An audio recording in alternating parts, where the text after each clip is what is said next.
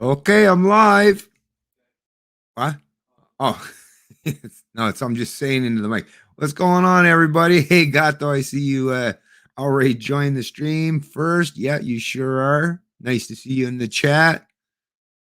And I'll just give it, like I say, a few minutes as I typically do to give a few more people to stream in here before we get down to the business at hand, which is defending our goddamn freedoms, or at least talking about it at this particular point in time. The defending it, what that often relies on actions, not just mere words, right? And I see a lot of people are actually stepping up to do those actions in terms of protests and petitions and refusing to go along with these mandates. It's nice to see that, but I also recognize that it still represents a minority of people in this country. I hope that someday it will be a majority, but I'm under no illusion that it's going to be anytime soon. Not without the proper information.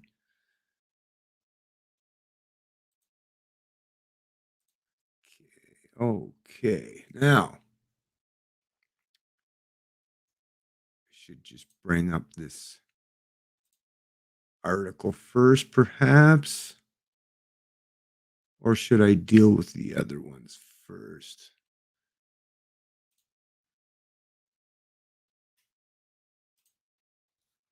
Well, perhaps I'll deal with the actual most important aspect of this.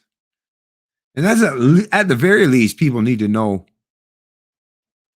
where the true battle lies. Because this left versus right thing, I got to tell you, folks, it's the wrong way to look at it. Currently, it seems to be the most dominant authoritarians are those that identify on the political left. But make no mistake about it, their counterparts on the right wouldn't be doing a whole lot better if they were the ones in charge. And actually, in Canada, you can see that it's glaringly obvious whether you're talking about the federal liberals or the provincial conservatives, such as in Ontario or New Brunswick, my home province.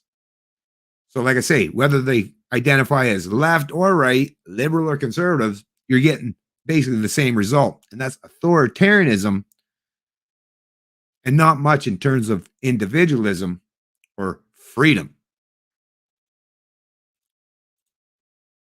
All right, let me bring up the article there. It seems like might be a quiet day today, but that's all right. That's all right. We don't need many. They can watch this stuff later, I guess. Let's at least get to talking about this important aspect. Now, this is an article out of FEE, and if you're not familiar with the Foundation for Economic Education, I highly recommend them as a source, not just for economic intelligence and understanding liberty from the economic or monetary angle, but also in terms of the social development and social and political and obviously cultural, historical, and educational. So lots of areas they cover. But in this one, we're talking about the fact, and as you can see based on the headline, the battle isn't right versus left. It's statism versus individualism.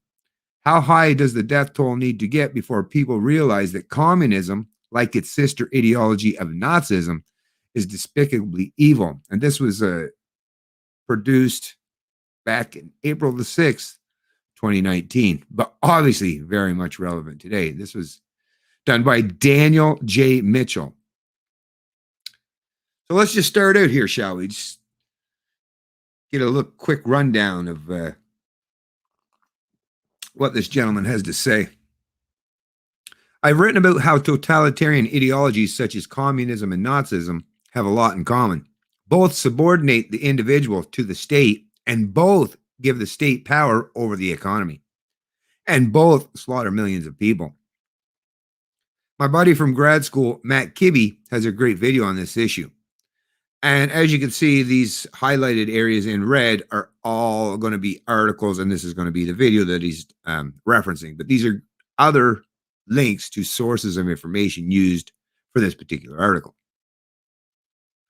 Needless to say, I agree with Matt's characterization. The battle is not right versus left, it's statism versus individualism. let's look at some writings on the issue. We'll start with an article by Bradley Birzer, published by Intellectual Takeout. He worries that totalitarianism on the left is making a comeback. In 1936, you had three choices: National Socialism, International Socialism, or dignity. In 2018, we find ourselves in similar circumstances. Why is this happening now? First, we scholars have failed to convince the public of just how wicked all forms of communism were and remain. Almost all historians ignore the most salient fact of the 20th century, that governments murdered more than 200 million innocents, the largest massacre in the history of the world. Terror reigned in the killing fields, the Holocaust camps, and the gulags. Second, an entire generation has grown up never knowing such things as the Soviet gulags or even the Berlin Wall. Most younger defenders of communism buy into the oldest propaganda line of the left, that real communism has never been tried. Now, keep in mind, folks, this was produced prior to, let me go back and double check here on the exact date, April of 2019. So, yes, this would have been basically at the very beginning. When did it actually start with the COVID? So this not necessarily pertain to COVID-19, but there's a lot of similar patterns. And like I say, it's still the state versus the individual. And when you're talking about vaccine mandates and passports, it's definitely all about sacrificing the individual to the collective or the state.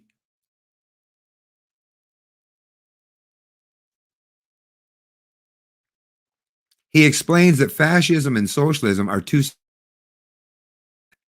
that the National Socialists embrace socialism is factually accurate. They did nationalize very vital industry in Germany, even if by outright intimidation rather than through the law. In his personal diaries, Joseph Goebbels wrote in late 1925, "It would be better for us to end our existence under Bolshevism than to endure slavery under capitalism." Only a few months later, he continued, "I think it is terrible that we and the communists are bashing in each other's head." Whatever the state of the rivalry between the two camps, Goebbels claimed the two forces should ally and conquer. The Italian fascists had even closer ties to the Marxists, with Mussolini having begun his career as a Marxist publicist and writer. A few Italian fascists even held positions in the Comintern. Richard Mason makes similar points in a piece he wrote for the Foundation for Economic Education. How do we react to the hammer and sickle? I don't have to write an article explaining that millions of deaths that occurred at the hands of communist regimes like the Holocaust, the gulags of the Soviet Union, and killing films of Cambodia are widely known. Yet journalists in the UK openly and proudly advocate communism. Statues of Karl Marx are erected. There is no justifiable way a fascist could argue that wasn't real Nazism. The same is not true for communism. Since Karl Marx never implemented communism himself, leaders of communist states always have that get out of jail free card. Any shortcomings, tragedies, or crisis a communist regime faces can always be blamed on a misapplication of Marx's infallible roadmap. The communist ideology in its purest form might be separated from its implementations, but at what point does its awful track record discredit any attempts to advocate it? The history of communism is as bloodstained as that of Nazism, much more so, actually. It's time we treated it as such. Amen. I've weighed in on the issue, and I strongly recommend what Jeff Jacoby wrote on the issue as well. And Sheldon Rickman expands on this theme.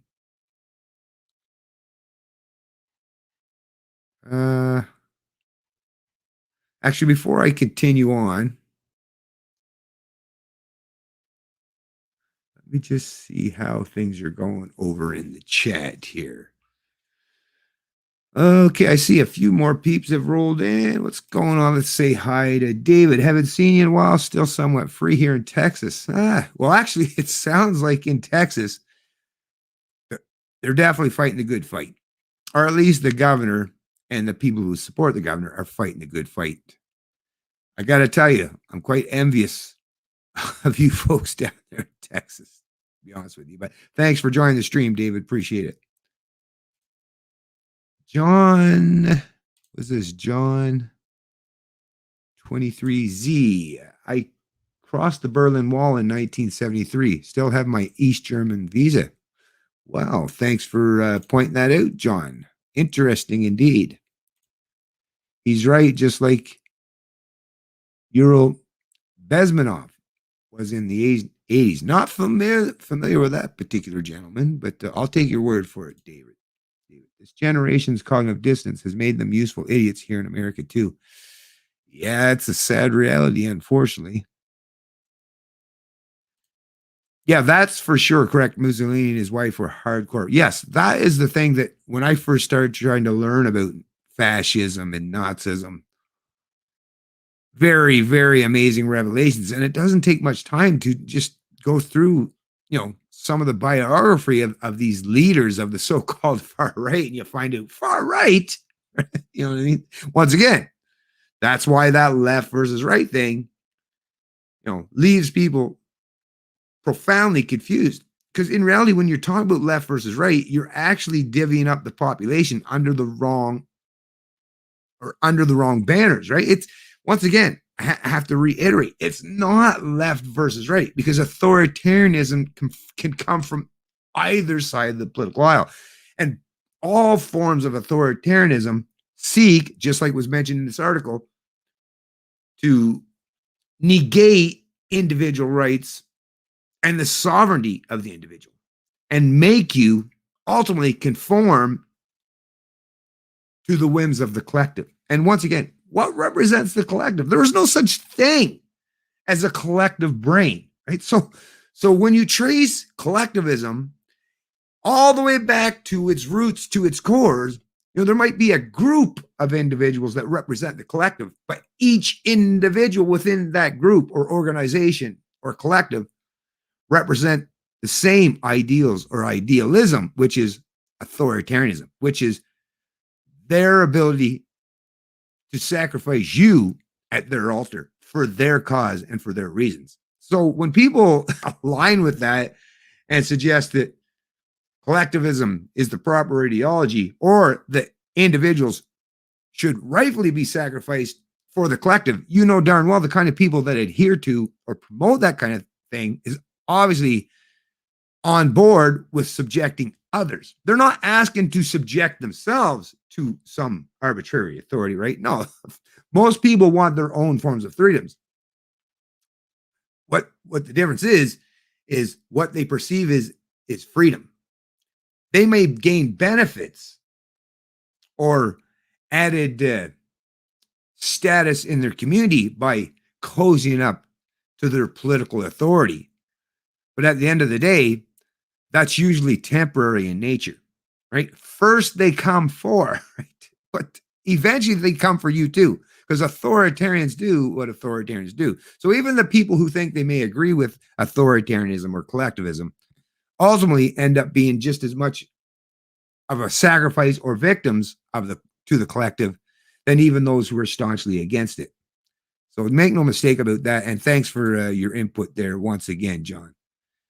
JP, modern society is hypnotized by socialism. It is prevented by socialism from seeing the mortal danger it is in. That is true, unfortunately. Let me see your second part of that. And one of the greatest dangers of all is that you have lost all sense of danger. You cannot even see where it's coming from as it moves swiftly towards you. Alexander Solzhenitsyn. Great quote. And thank you for sharing that, JP. And that's so true. That's so true. You see so many people today. And I'm sure you, just like myself, in your personal situation, are seeing these kind of things taking place. And I got to tell you, folks, even in the construction field where I work now, I'm seeing, sadly, now the excuses are all there. Sadly, I'm seeing a lot of people making that excuse to go along with authoritarian collectivism. I mean, the excuses are wide ranging and varying, to, I've got, a family member that has poor health or well, it's to keep my job, or, well, I want to travel. I like to travel. So I got to get these vaccines. But one thing I guess I can say I'm thankful for is I have yet to hear from anyone that I've talked to that said, yeah, I just want to get the vaccine because I think it's the only way to prevent myself from, dying from COVID. Very few actually people I suspect would even suggest that, except people who are in really, really poor health. There are people for sure that would feel that way, but most people, and you probably recognize that yourself when you're speaking to most people in public, they're just doing it, going along with these mandates so that under the belief that they will somehow gain back their freedom. So apparently their freedoms are important, right?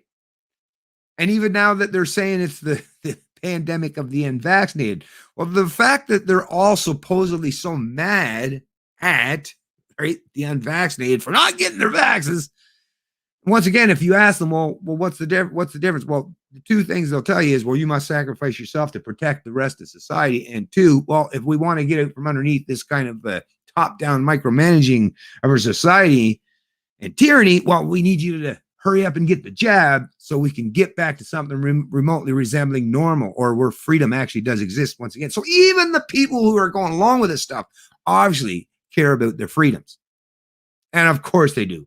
Have you ever heard of anyone in your life at any point in time say, yeah, that freedom stuff, yeah, it's way overrated. I don't want to be free. Matter of fact, hey, lock me in a cage and throw away the key. I'd be completely fine and content with that. Have you ever heard someone actually say that? Of course you haven't, right? But in subtle ways, by repeating and regurgitating the kind of political talking points that jammed in their head by their thought leaders, they're inadvertently basically suggesting as much, right? Which is a crazy proposition for full-grown adults to be advocating for their own slavery, although in reality, that's not the case. They're advocating for other people's slavery, right? Not for themselves. What's going on, Battlegrounds? How you doing? It's fact that elites have meetings and power broker between themselves. But if those meetings are for possible negative results on the population, it's always called conspiracy theory every time, right? Exactly. Don't look over here. And that term conspiracy theory, it's lost its luster long ago. And most people these days, well, at least those who care about the freedoms, you just brush that off. Someone calls you conspiracy theory, laugh at them, right? Or wear that shit like a badge of honor, because like I say, the kind of people who are calling you these names in a derogatory manner, just look at them, right? And ask yourself, would you trade being you for them? You wouldn't, and neither would I. So let them say whatever words they want. Because one thing they're not is much of a threat to you, because these are people who are unwilling and lack the courage and the audacity to even stand for their own freedom. So how much of a threat are they truly to you, right? Now, in large numbers, as a collective, they do represent a threat. But it's the state, at the end of the day, it's the monopoly of force of violence that is your true threat. Let's see what's going on with David once again. Come on down. We need more free thinkers. I would love to be down there. But unfortunately, because of mandatory minimum sentencing and a lot of other things that I won't necessarily go into today, not sure if I would necessarily be welcomed. But I do appreciate the offer, David. Thank you very much. Authoritarian measures are now accepted by the perfect excuse, safety in the name of dreaded COVID. Oh, yes, the COVID. Right on. Adam Wiggins. Let's see what Adam's saying here. So we're going to start pointing out how we now live in a state of conditions that those who died fighting the actual World War were trying to prevent from migrating over to North America. Poppy equals zero. That's a great point. And I've said this, I think it was even in my last live stream. And it's so profoundly important, and people really need to talk about this. And I'm glad that you brought this up, Adam Wiggins, is the whole point, or at least the narrative that we've been told. There's probably arguments and disagreements even by people who actually did, although a lot of them aren't alive today. Most of them have long since passed and no longer with us. But if you ask them, there would be discrepancies and disagreements.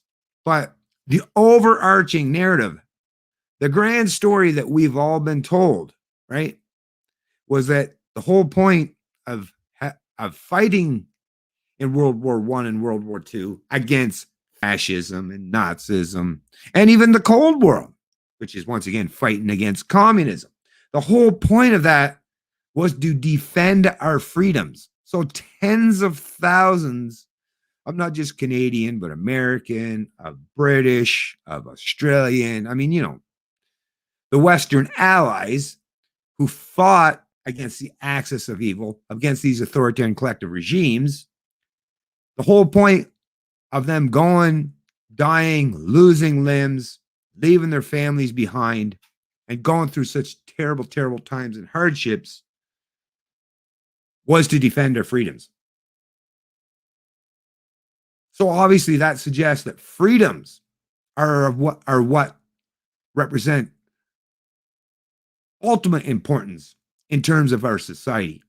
Freedom has to be the supreme ideal, right? Because the minute you've relegated freedom to second, third, or even further on down the line, well, what's, like I say, what security, right? Security, if you place security as the number one emphasis in your life, then once again, where does that lead? Well, let me tell you how you can be ultimately secure from any threat. If someone locked you up in a really impenetrable steel cage or a concrete cage of some sort, or a concrete room, right, and never let you leave, and took everything out of that room that could potentially cause you any harm, right, that would be a way to give you the ultimate security. What that would entail, obviously, is not truly living. Whether you're talking about in the state of nature or in the human experience, freedom is what matters most, folks. It has to be.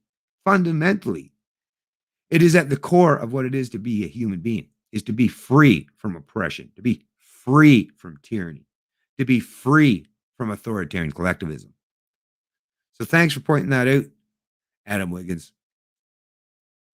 Freedom over security every time. Well, like I say, Battlegrounds, it has to be. It has to be. Because the minute you're choosing security, like I say, we all know where that road leads. And even the people who are staunchly advocating for it don't ever want to end up in that place. Let's just look through a few more of the comments here, and I'll get back to that article. Ben Franklin said, "Those who sacrifice freedom for safety deserve neither and will lose both." And that's I definitely agree with that one. Let's see what's going on with Jess Laz. Are really Canada going to take away the freedoms from those without V to get out of the country in November? It sure seems that way. It sure seems that way. What's this here? Normalcy bias is destroying people. Authoritarianism is kind of destroying people, or the belief, right? That's the biggest problem I think that we have, is actually the belief in authority.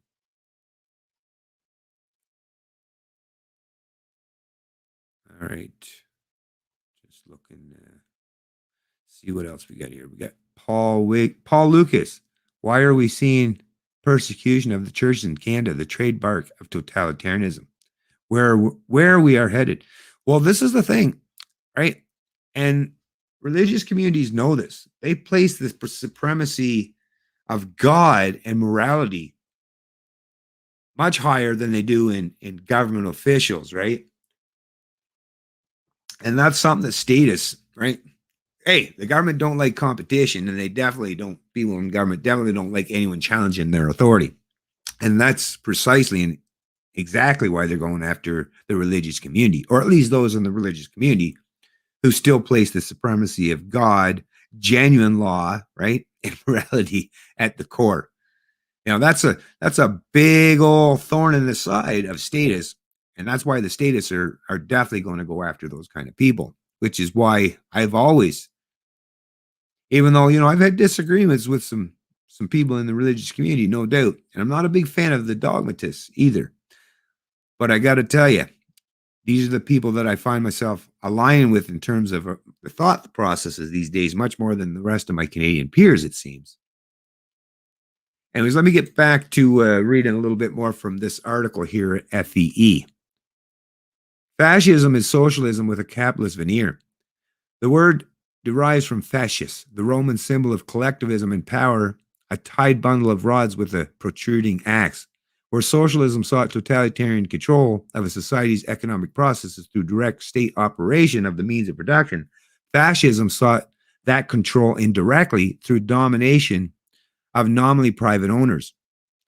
Where socialism abolished all market relations outright, fascism left the appearance of market relations while planning all economic activities. Where socialism abolished money and prices, fascism controlled the monetary system and set all prices and wages politically. So once again, corporations, right? That legal entity, that legal act, that fiction that creates a business with basically limited, or I should say no liability at this point in time, where they can use government as their ultimate means to the end. This is the problem, folks, is the corporation, it seeks to pretend to be, separated from government, but in reality, that's how businesses are outright managed and controlled and dictated through, is through that act of legislation that created the corporation. The corporation is, it is at the core of central planning economies, at the core of authoritarian collectivism. And just like this person's pointing out, they found out quite early on under the communist regimes that, trying to throw the proletariat in charge of businesses, people who have no experience in running a business, doesn't last too long. But if you leave that person, that CEO, that inventor, that creator, or that entrepreneur in charge of their business, but just control them by acts of legislation or policy, then ultimately you get actually a much better outcome in terms of, like I say, not just the facade, but also in terms of having that kind of control while it's still managing to keep these businesses at least somewhat afloat and successful, right? That hands-off, or actually hands-on, but seemingly hands-off approach of under the fascism, it leaves a lot of gray area and the ability for a government to control. That's what we're seeing today. And look at how it's playing out. It's look at there's businesses like business councils, right? That are sitting down and discussing with government, how can we enact legislation to mandate vaccines and these vaccine passports? We're seeing it being reported on time and time again. And why is that? Because obviously, if a private business owner, under any kind of a market scenario or setting, stepped out and chose on their own to preemptively mandate that their employees or their customers must be vaccinated and have a vaccine passport, well, the beauty of they would lose, and the people who weren't forcing and imposing those kind of mandates and edicts on their customers or their employees would benefit at the other person's expense. So the reason why these corporations and a lot of these large businesses are now turning towards and pivoting towards government and asking them and pleading with government to mandate, to force all businesses to comply with these mandates, is so that, once again, it's that race to the lowest common denominator, and it's a fact that doesn't give anyone an advantage, right? So this is the problem. This is the problem. And if government actually acknowledges and relents and implements that, once again, that's another form of corporatism, fascism. Whereas the business owner can pretend, hey, hey, it's not my fault. Just going along with what I'm told, just doing what I'm told, right? Just obeying the authorities, not my fault, right? Just like the employees that are in this business. Everybody gets to pass the buck off to government, right? But as we know, once again, you or I, as the individual, we still have the power within ourselves to hold all these actors to account by not frequenting their business or their establishment. And just like people say, well, yeah, but how are you going to find a way to get around that? Well, just like many different industries in the past that have always functioned in the gray or the black market. When government deems something illegal, right? Well, then, think about it. Just up until a few years ago, the marijuana industry, selling, cultivating, and distributing marijuana was illegal. Did it ever prevent marijuana from being grown and cultivated and distributed in this country? Never. There are always people who are willing to step up in defiance against these authoritarians and these collectivists and serve not just their customers, but those who they employ as well. So, like I say, there is one thing I do have is hope, but in order for that to happen, you have to have people that have the ability. And now that government has control, not just the authority, the power of policy, but the power of the purse, and now can dictate and control how people can earn money. Well, that's the thing. That's where cryptocurrencies can step in and negate that as well. But it is really important, like I say, folks, that we try our best to figure out ways to get out from underneath this kind of stuff. This is not going to work out good for anybody. Anyways, let me get back to this article once again.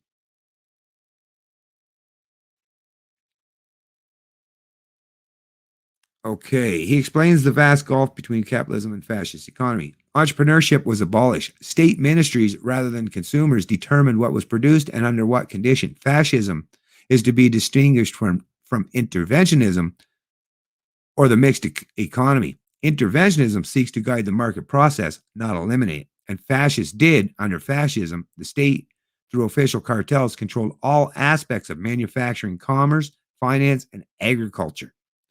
Planning boards set product lines, production levels, prices, wages, working conditions, and the size of firms.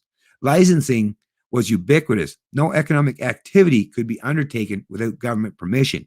Excess incomes had to be surrendered as taxes or loans, since government policy aimed at autarky,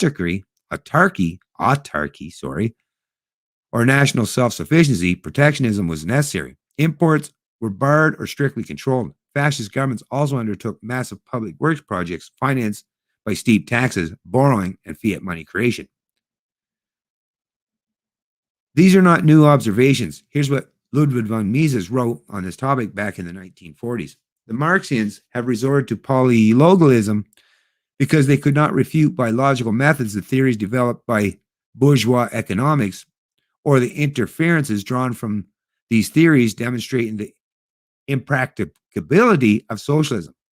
As they could not rationally demonstrate the soundness of their own ideas or the unsoundness of their adversaries' ideas, they have denounced the accepted logical methods. The German nationalists had to face precisely the same problems as the Marxians. They also could neither demonstrate the correctness of their own statements nor disprove the theories of economics and praxeology. Thus, they took shelter under the roof of polylogism, prepared for them by the Marxians. Of course, they concocted their own brand of polylogism.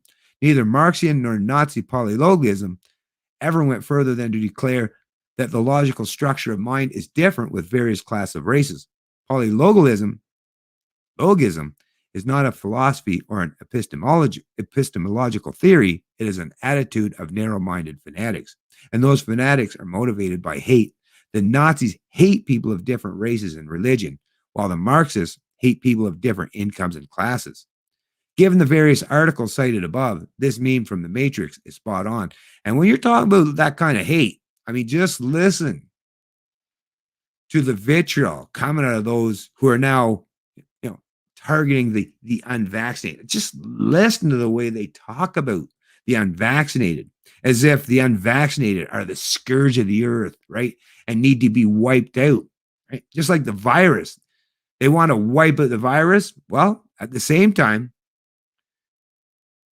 make no mistake about it, that also entails them wishing that they could wipe out the unvaccinated as well, or at least keep them out of the rest of society. And that's what they're trying to do today. Well, we now know what happens when someone learns about the common characteristics of status ideologies. The Daily Caller has a report on a student who got very upset after learning that National Socialist Worker Party was, yes, socialist. Social justice warrior and history major Shelby Shoup was arrested for throwing chocolate milk at a fellow student and college Republican tabling at Florida State University while saying Nazis weren't socialists. She has been charged with battery. Since we've detoured into humor, this is a good opportunity to share this satire from the clever folks at the Babylon Bee. At a press conference on Thursday, American Nazi Party leader Emmett Skogans told reporters that his group is not trying to instate full-on Nazism, but a much better system called democratic Nazism. Skogans was questioned about the use of the word democratic and how democratic Nazism was any different from plain old Nazism. The main difference is we add the word democratic on there because people like that word a lot more than just plain Nazi, Scoggins said. The conference ended with a long speech from Scoggins about how real Nazism has never been tried. I'll close with my amateur attempt to classify various ideologies. In the above video, Matt used a circle. I'm wondering if a triangle makes more sense with freedom at the top and totalitarianism at the bottom. So here you got libertarian, Republican, Democrat, populism, technocratic governance, democratic socialism, authoritarian collectivism, socialism, Nazism, fascism, totalitarianism, Marxism. So all of these are forms of collectivism, and libertarian is the opposite or an antithesis of that, right? Here are a couple of additional observations on the triangle. Actually, I think I'll just tie up this article here, folks. Once again, this is just representation of stuff that people have known for years, that authoritarian and collectivism is what we're dealing with ultimately at the end of the day. And since freedoms are fundamental, it is vitally important that we stand against authoritarian collectivism. Not just you or I, but the other people in our lives who aren't even familiar with or aware of what authoritarian collectivism is. That's the thing.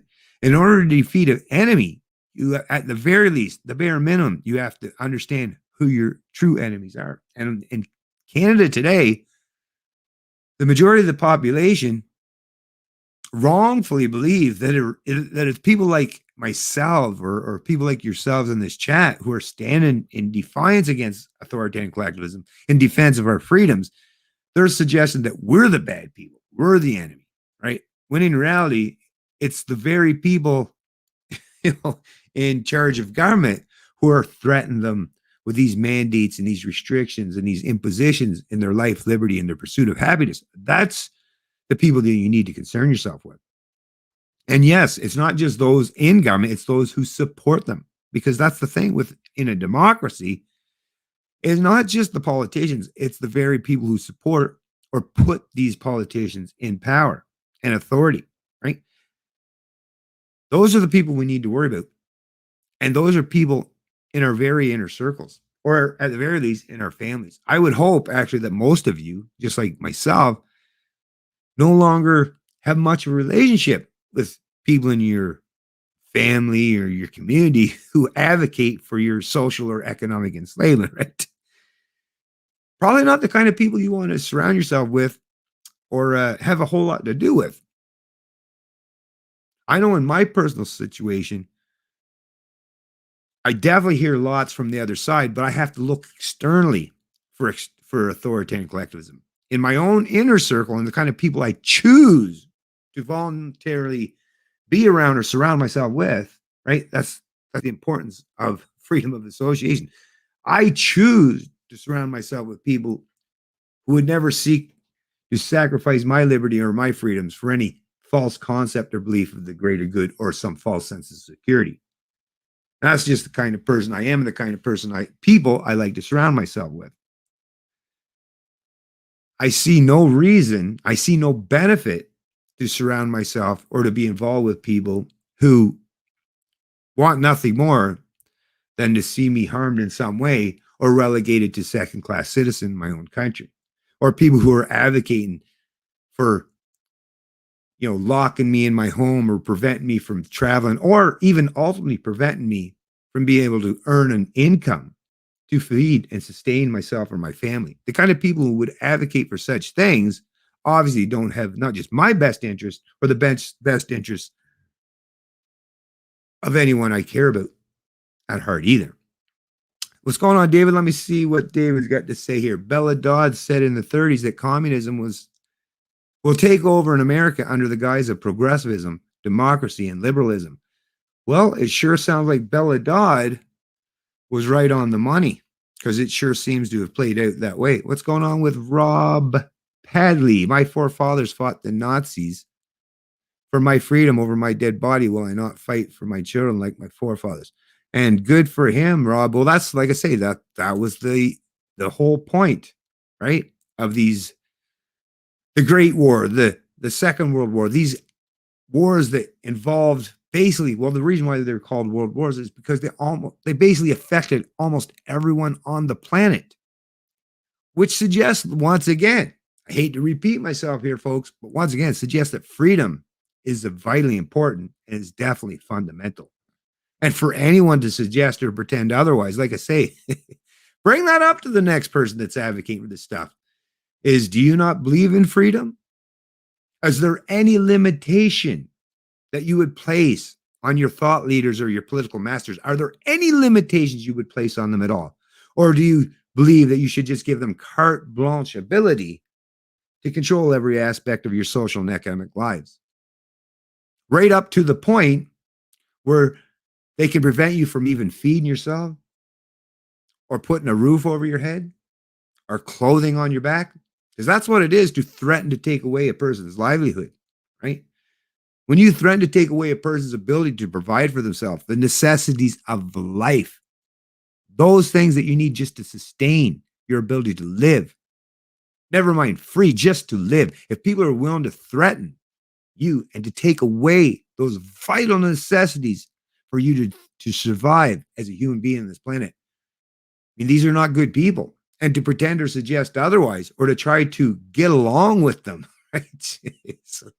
Like I say, it's not that the time for speaking is done and over with. I'm still advocating every day that I want to speak. I want, matter of fact, the kind of people I would love nothing more to have the kind of people who are staunch advocates for these vaccine mandates and these passports, to be able to sit down and have a conversation with them and ask them, right? Look them in the eyes and ask them, why is it that you feel a need or a desire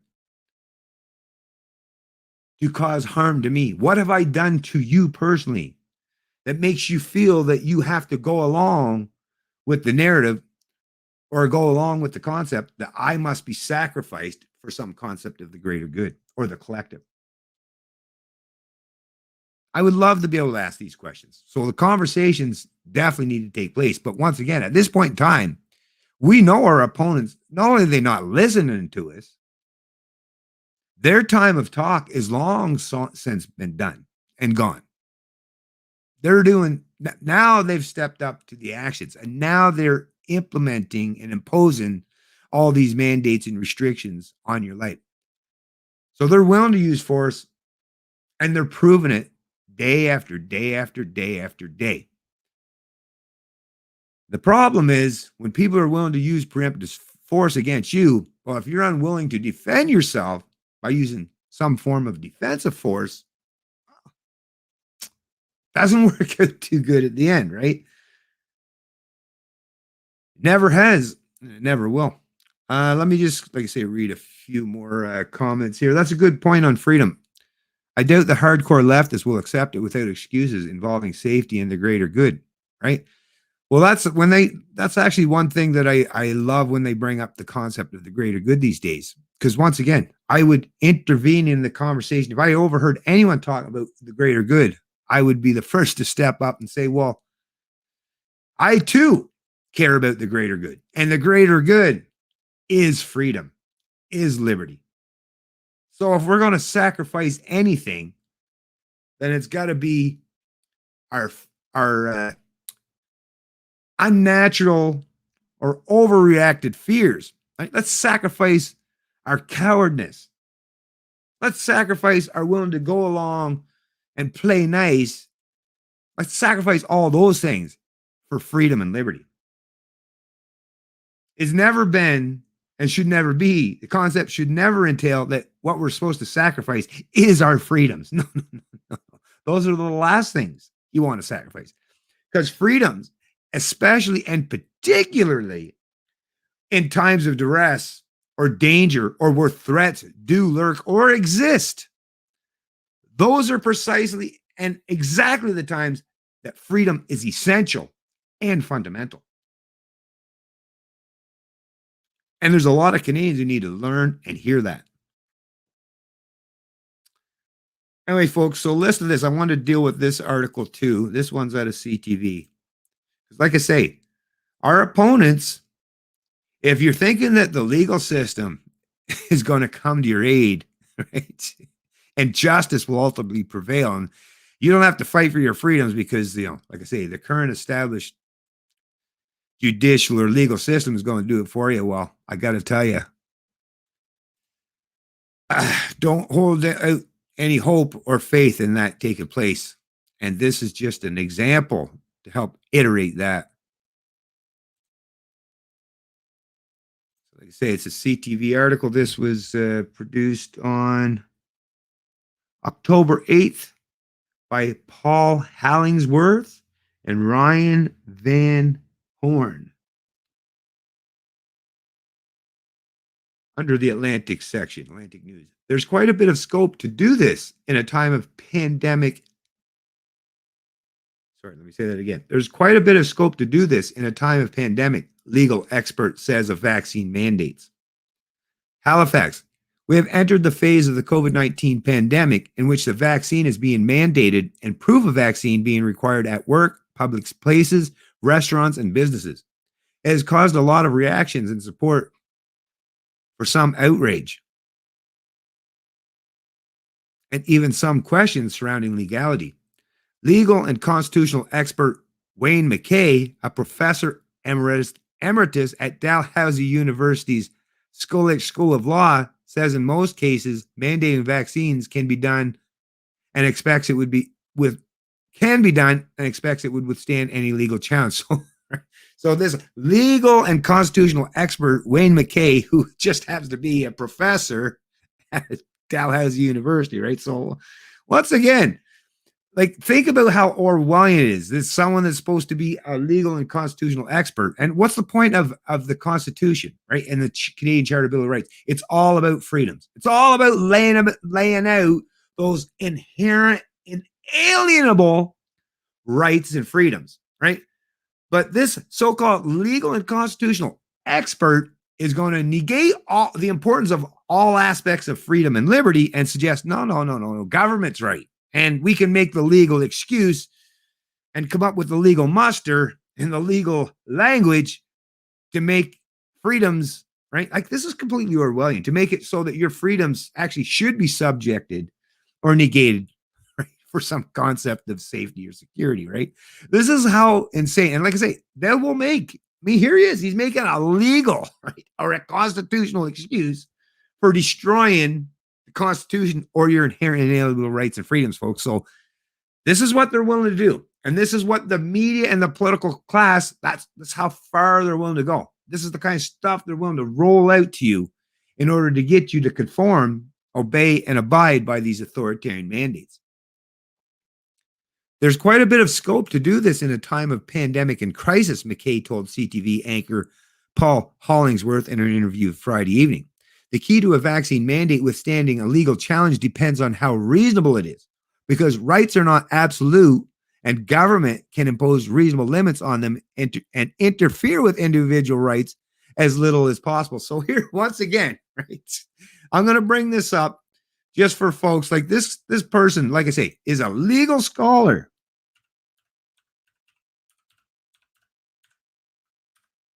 Right? And a constitutional expert.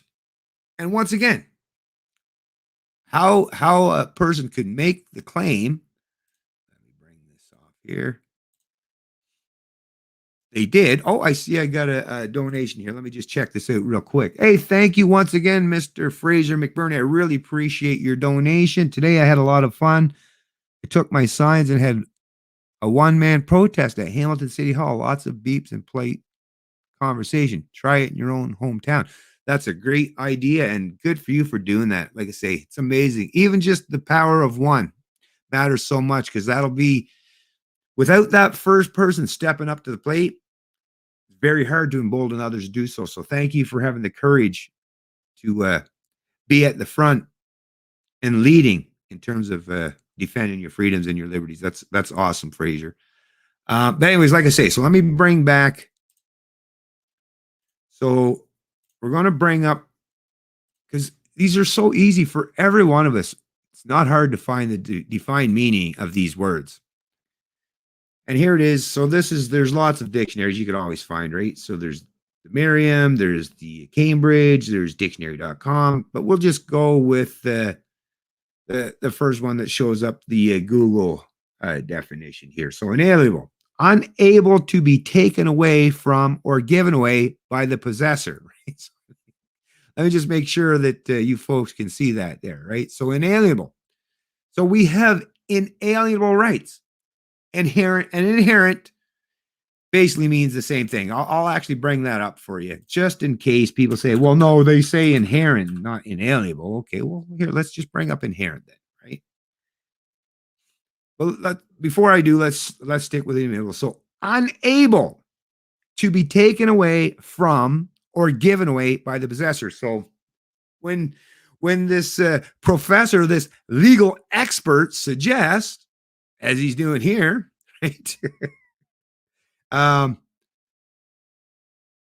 key to a vaccine mandate withstanding a legal challenge depends on how reasonable it is, because rights are not absolute and government can impose reasonable limits on them and interfere with individual rights as little as possible. So this legal expert and scholar is suggesting that rights apparently aren't inalienable or inherent. Meanwhile, even the very people who enacted and drafted the Bill of Rights of the Constitution, it's even worded within it that they're inalienable and inherent rights.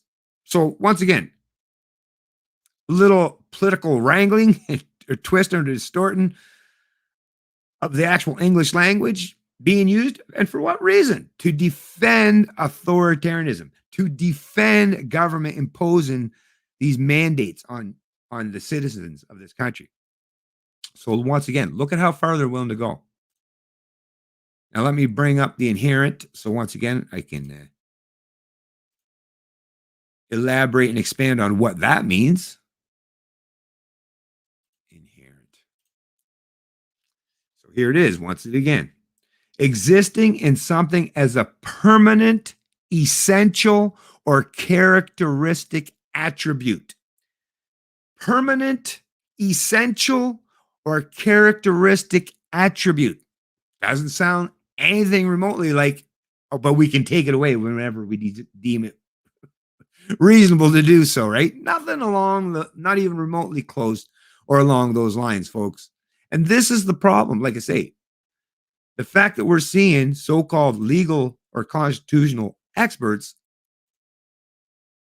bending over backwards and distorting the English language to the point where up is down and in is out, right? It's not a good sign, folks. Not a good sign. But let's get back to this article and hear what this this legal expert supposedly has to say. People pretty well accept that given the crisis that is COVID-19, they have a legitimate objective to try and prevent the spread, McKay said. So the only real question is, are they doing it in a way that properly balances public health to the general population and limiting individual rights as little as possible? So nothing in there once again says, oh, you can limit rights a little bit. And first of all, even when you suggest using words like a little bit or as little as possible, little is a very subjective term, right? Who gets to make the ultimate determination in what that little represents? But fallible judges or so-called legal scholars or experts, right?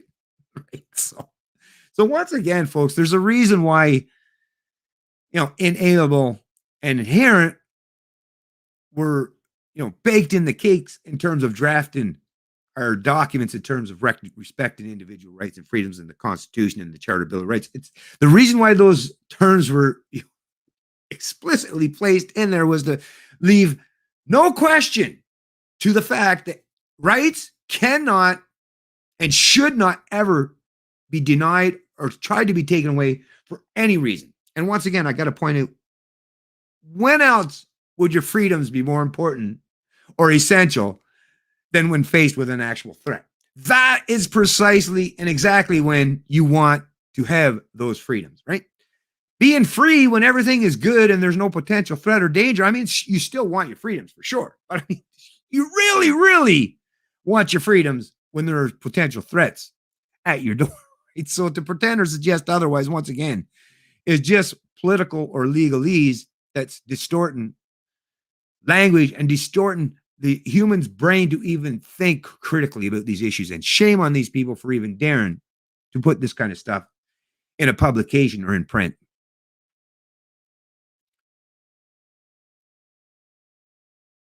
To the general limiting individuals. And as long as they do that, most cases where they are challenged, they're not likely to succeed. While some call it overreach to mandate vaccines, McKay says determining that depends on the facts of the situation. If, for example, you worked exclusively from home and had no public contact and they tried to require you to be vaccinated, it seems to me that would be pretty hard to justify. It's much more easy to justify in certain sectors where there's a vulnerable population, such as in a hospital or schools, for example, especially with kids under 12, McKay said. So first of all, look at this. I'm glad that this actually came up in this article, because as it suggests here is if, for example, you worked exclusively from home and had no public contact, they tried to require you to be vaccinated, it seems to me that would be pretty hard to justify. And yet that is precisely what Trudeau is doing under the federal mandates for public sector employees. Right?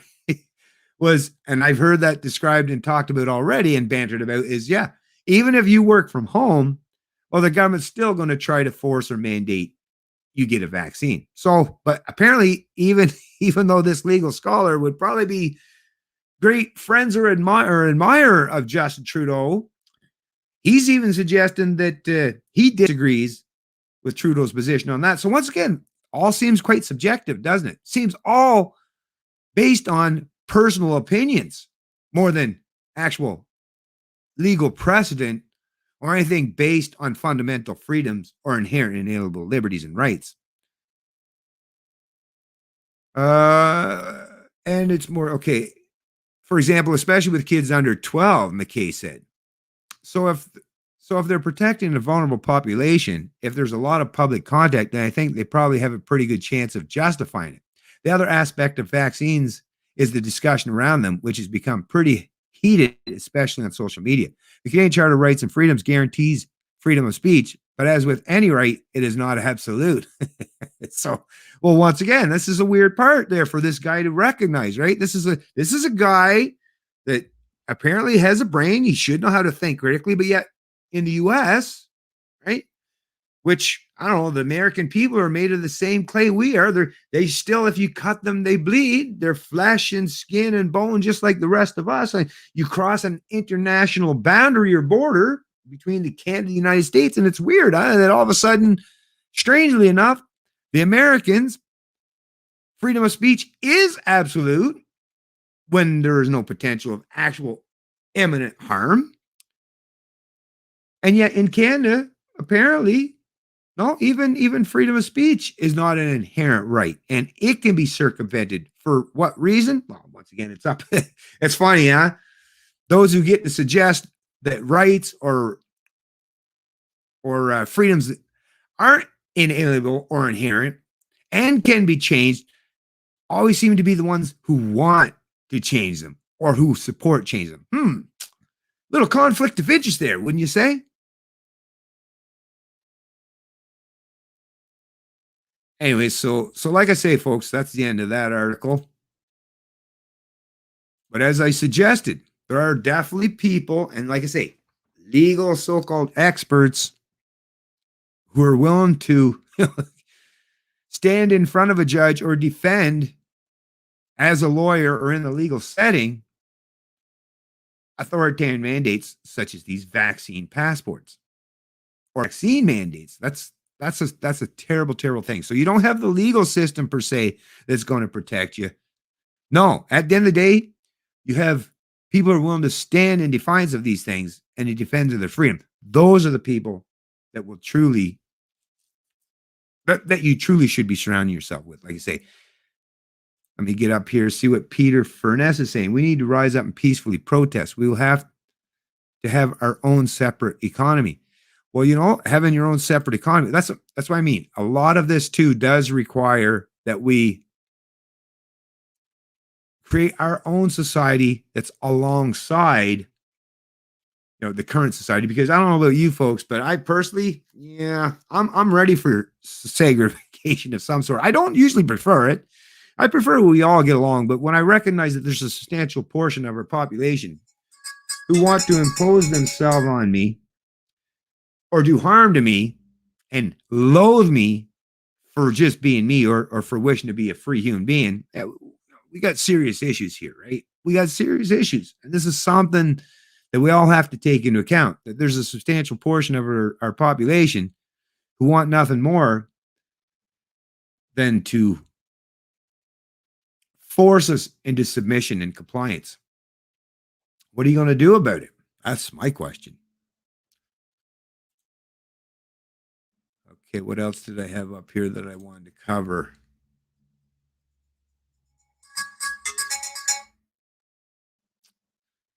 We got a couple here. Well, no, I'll deal with that on the next stream as it pertains to COVID. Because today, even though we're talking about COVID today is mostly about trying to explain and expand on the fact that freedom is fundamental. I still have a hard time believing that there are people in this country who are willing to deny that fact. It's a strange thing when you have a portion of the population who are advocating for their own freedom. Although, once again, most of the people who are advocating are the vaxxed. So if they're already vaxxed up and they're advocating for forcing or mandating vaccine passports or vaccines on other people, well, what it is these are people who is not going to affect them directly. So they're advocating for things to happen or impositions on people it's not going to affect them at all. So should we really care about the opinion of people who aren't going to be affected by these authoritarian mandates or these edicts? No.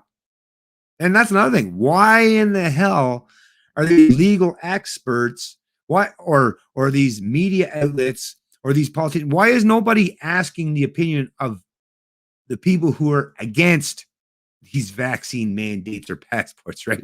Why are we not given a seat at the table to express not just our views and our opinions, but our own legal, ethical, and philosophical reasoning, right? And scientific-based reasoning, objective, logic-based reasoning behind our stance on not just COVID-19, these vaccine mandates and passports, but the importance of freedom as it is, or what it is to be a free human being. Why are we not being given the opportunity to speak, right? These are people, like I say, that are willing to put duct tape over our mouth, proverbially, put the boot on our throat or on our neck until we ultimately comply or die. That's just the truth of the matter, folks. So, the time for playing nice, the time for being cowardly or meek, that's long since past, folks. Long since past. And remember, at the very beginning of all this, it was, we just need 2 weeks to flatten the curve. 2 weeks to flatten the curve to, soon enough, in a few months, it'll be 2 years. 2 years, 4 waves, right? At some point in time, people have got to finally relent and say, listen, we've been lied to, we've been deceived. And we're getting further and further, we're drifting further and further away from not just freedom, but from those who are willing to speak the truth, to the point where you won't even, not only is it like a whisper, but you will never be able to hear them because they're going to be so far removed from you that the only thing that you will recognize in your own environment, your own community, are all these other people who have already sacrificed their freedoms and are unwilling to give anyone else the opportunity to defend theirs. Let me just see here real quick here. Coffee house theology. So many have already given in and given up. I know. I've seen it. I've seen it myself, and I'm experiencing it on a daily basis, where I see my fellow Canadians willing to forego the importance of those fundamental freedoms.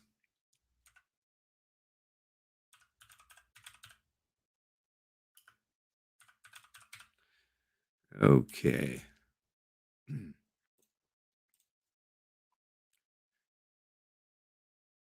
Give me a second here, folks.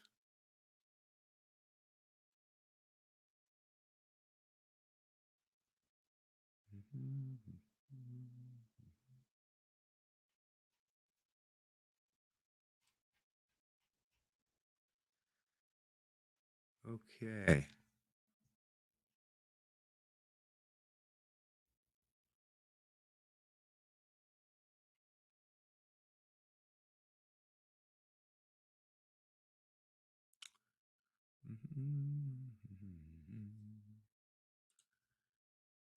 All right, let's see who else is down here. Mr. Matt. Mr. Matt, be the change you want to see. Agreed. Agreed. I'm just checking out something else here, folks. Just one sec here.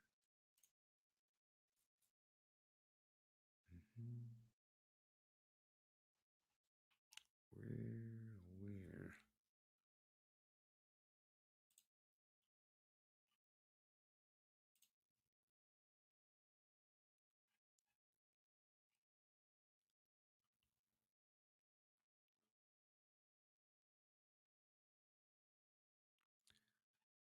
Mm-hmm.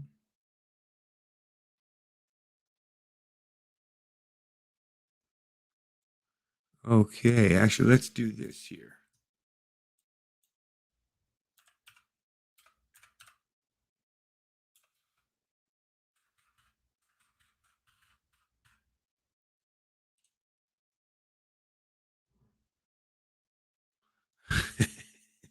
Okay, so once again, even just using, because I suspected as much.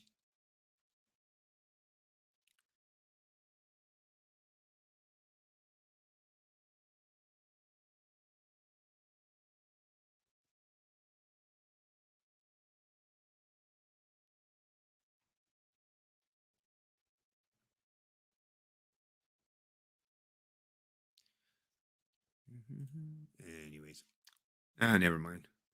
Okay, so I did see actually surround yourself with like-minded people. Definitely, I definitely agree with you there, and that's definitely what I do. Because in a world that seeks to enslave me, the only true chance I have is to surround myself with people who wish for me to be free. That is the greatest way to fight back against tyranny. And I definitely agree with you there. Is surrounding yourself. Now, I'm very fortunate in my own personal setting is that I am surrounded by people who wish for me to be free and are willing to help me achieve that goal. And that's really what we need to do at the end of the day, folks, is help each other achieve our goal. Because we know our opponents, the people who want to enslave us, who want to oppress us, they're just as relentless and they're going to continue to try and do so. And what we have at our disposal, that's most readily available, is each other and our ability to stand in defiance and against them and to help each other out as best we can. That's truly the best plan of attack going forward. There's lots of other things that we can do, right? And I would imagine there are a lot of other things people are doing every day.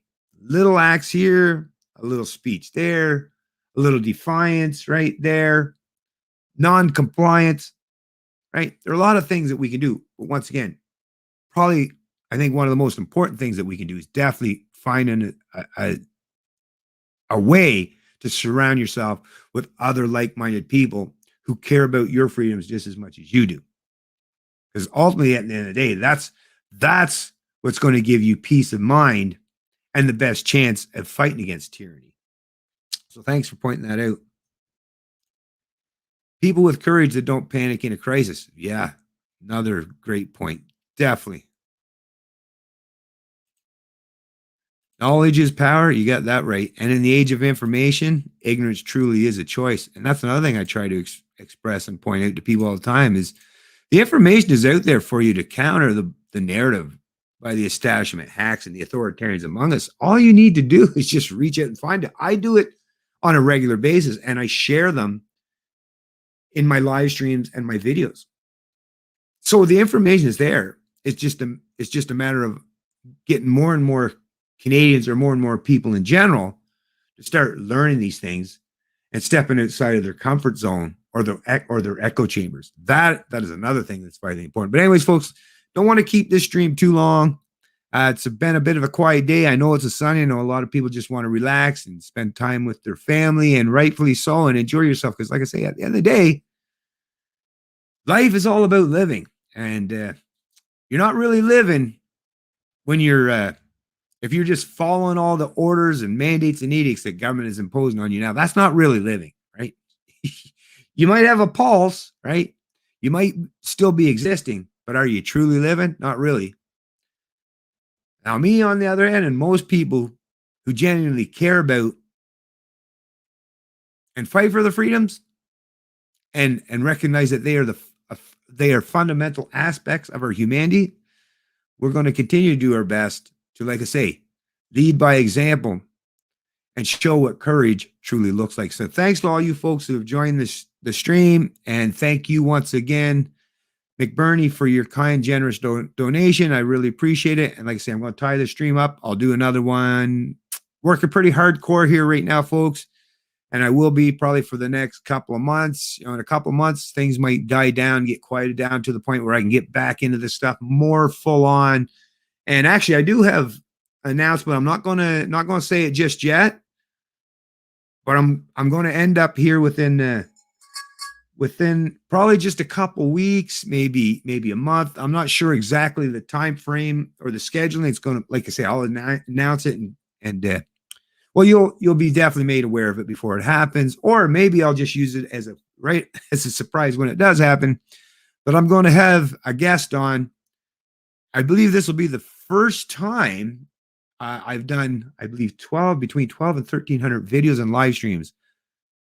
But usually when I have guests, I'm dealing with remotely through the internet connection. I'm soon going to try dip my toes in the water of actually having a live stream video or podcast, depending on how we're going to set it up, what kind of form we want to set it up, where I'll have an actual guest in-house, in the studio, face-to-face, and actually discussing this stuff, like I say, together in person. And I expect to do that, like I say, within maybe a couple weeks or a month, and I'll definitely let you know before it takes place. Or I might just leave it as a surprise and maybe give you a little teaser or a preview. Anyways, folks, so like I say, enjoy the rest of your weekend. Make sure you're still out there fighting for your freedoms. Make sure you're taking advantage of this age of information and all this information that we have at our disposal to help counter the narrative, to help counter the propaganda, and to help counter the authoritarian collectivists who are constantly seeking to deny the truth and promote their own ideology. So let's get to the point where that's going to be our priority going forward, because we've got a lot of work to do and not a whole lot of time to do it in. It's Canadian Libertarian, and I love liberty.